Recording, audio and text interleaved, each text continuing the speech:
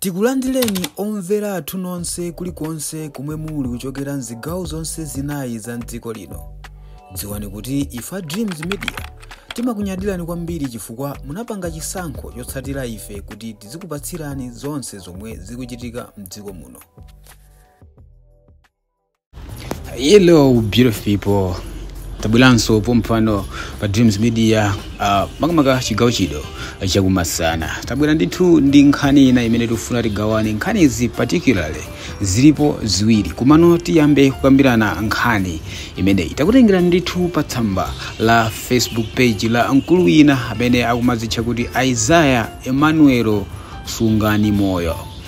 Pamene pandithu palembedwa post ina imene tikufuna kuti tiwerenge mwamveka bwino komanso mwachidwi mwachizolowezi tipitenso kuma comment section komwe tikamve maganizo anthu osiyana. Nkhani yake ndiyokhudza Mai Victoria Bobe yemwe adaphedwa masiku angapo apitawa. Ndipo tiwerenge titambasule tikepo maganizo athu tiwerenge makomenti anthu osiyana kuti timve kuti kodi anthu akuyika maganizo oti chani. Kuwerenga kwathu ndikonena kuti Victoria Bobe adapita ngati masewera ndithu. Chilungamo sichikuoneka. Akubanja maso ali ku boma la DPP kuti liwapatse chilungamo pa za imfa imeneyi. Koma popeza nalo ndi boma la Zigawenga palibe cha mzeru chomwe angachite. Adapha Saulos Chilima nkumati ndi achakwera. Imfa ya Chilima idanenedwa ndi Wabakiri Mulusi TV mu mwezi wa Mei 2024. Iye adatsimikizira Amalawi kuti MCP akufuna kupha Achilima kudzera pa ngozi ya ndege. Mafunso nkumati kodi iyeyo zimenezo adazitenga kuti adamuuza ndi ndani, ndipo nchifukwa chiyani lero DPP ikulephera kukhazikitsa kafukufuku wina pa ngozi ya ndege, kapena paja ndine wa misala. Imene ndithu ndi post imene yalembedwa pa tsamba limene lila mkulu wina amene amadziwika ndi dzina loti Isaiah Emmanuel Sungani Moyo. Mukhoza kungopanga search dzina limeneli ndipo likubweretserani kuti mukaone zimene mkulu ameneyi walemba monga mmene mukuonera pamenepa. Nkhani yake ikukhudzana ndi imfa ya Chilima monga mmene zatchulidwa pamenepa, komanso mzimayi amene adaphedwa mzinda wa Blantyre ku Chigumula. Iyeyu ndithu akufotokoza kuti boma la DPP ndi boma la Zigawenga kutengera ndi mmene iyeyu walembera pa tsamba limeneli. Komanso akunena kuti Bakiri Mulusi TV idakambapo za imfa ya Chilima, ndipo iyeyu akuoneka kuti Wabakiri Mulusi TV amadziwapo kanthu makamaka pa imfa imeneyi ya Achilima. Tikhale tikuwerenga maganizo anthu osiyana kuchokera pa tsamba limeneli kuti tonse tiyendere limodzi.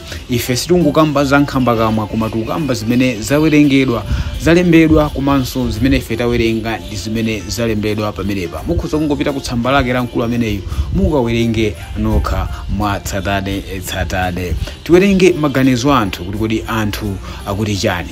Comment yoyambirira kuchokera kwa P-Line MW akuti uyu ndamene anasunga ripoti la malemu Chilima, naye ndiye ndikufunse iwe imfa ya Chilima chilungamo chinaoneka. Comment ndithu imene yoyambirira. Tiwerengeso comment ino kuchokera kwa McCloud Mtambo akuti komatu nkhani yakuphana kuba olo uchigawenga siyophweka mmene akumvekera makutu mwa anthu. It's very complicated to have a breakthrough nkhani ngati zimenezi. Posatengera ndale, I think as people we just need to give time to law enforcers to do their jobs.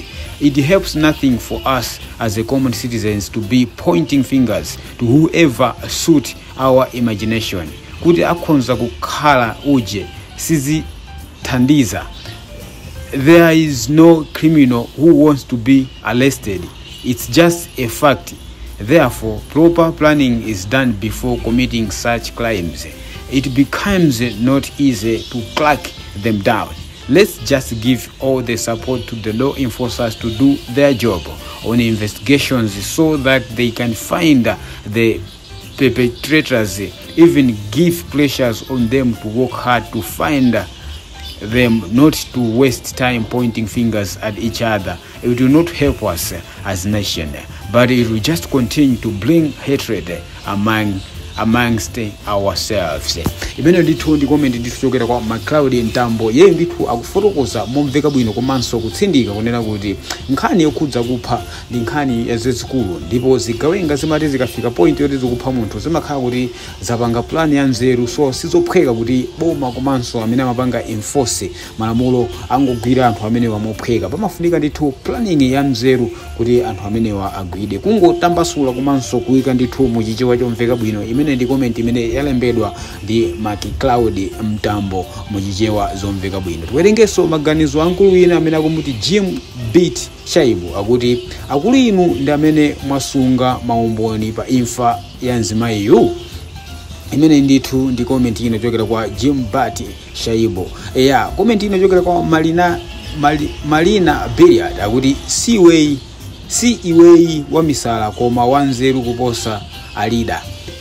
Kutero ndithu pamenepa tukamba kale kuno yakuti pamenepa ndithu ndi pa tsamba la mchezo la Isaiah Emmanuel Sunga Moyo, ndipo post imene yalembedwa makamaka 5 hours imene yapitayo. Post imene imongokumbutsana kwa amene mangotipesa kumene ikufotokoza makamaka pa imfa ya Victoria Bobe komanso Malemu Saulos Achilima. Komanso mu post imene muli kulumikizana pakati pa Bakiri Mulus TV komanso imfa ya Chilima. Mkulu amene ndithu wafotokoza nkhani zochuluka. Ife monga Dreams Media timangokupatsirani zomwezo zimene zalembedwa pa tsamba limenelo, tikukuonetsani pamenepa kuti muthe kukhala ndithu ndi chithunzithunzi komanso kuona ngati simukumvetsetsa kamene kuvomereza mukhozanso kungotenga dzina la mkulu ameneyo limene likuoneka pamenepa limene akuti Isaiah Emmanuel Sunga Moyo, ndikulisearcha pa Facebook ndipo mukayipeze post imeneyi ndikuyitsata bwino lomwe.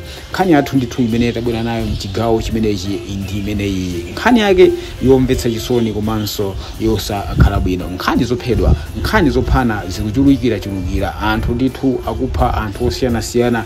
Dzana litumawerengaso nkhani ina ya mtsikana wina wa zaka 18 amene wapha chibwenzi chake pomubaya ndi scissors pa mtima. Leronso tawerenganso nkhani ina ya mkulu wina amene ndithu anapha munthu kulilongwe pomumenya ndi chitsulo mmutu makamaka pa nthawi imene anapita kunyumba kwa mkulu ameneyo ukamubera. Nkhani ngati izi zikupitirira kumalawi kuno. Kodi chikuvuta ndi chani ngati dziko? Kodi tikuphonya pati? Kodi kuti tiziphana chonchi kwenikweni tikuvuta ndi chani? Tayikani maganizo anu mu comment section imo, chifukwa ife pano timabwera ndi nkhani zosiyanasiyana. Cholinga chathu nchofuna kuphunzitsana, kudziwitsana komanso kuunikirana amawiri mtatu monga dziko kuti tonse tizitha kuyendera limodzi. Takamba kale kutapanga subscribe, like, comment komanso mupange share kuti uthenga umenewu uthenso kufikira anthu ena amene pakadali pano sangathe kupeza uthenga umenewu umophweka. Until another time, ndingoti makumano mse adzikomo.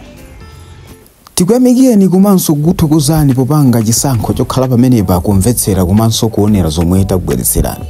Chomwe tingakupempheni choti ngati mulalendo pamudzi pano tapangani subscribe, chifukwa mukatero inu ndife tidzendera limodzi kuyambira lero mpaka na masiku omwe akubwera kusogoloko. Timabweratu ndi nkhani zochokera ngodya zonse zinayi za mdziko lino, kotero kuti inu simukuyenera kuti mukhale kunja kwa nkhani zimenezi. Tapangani subscribe, like, comment komanso share kuti tikhale limodzi mu ulendo umenewu.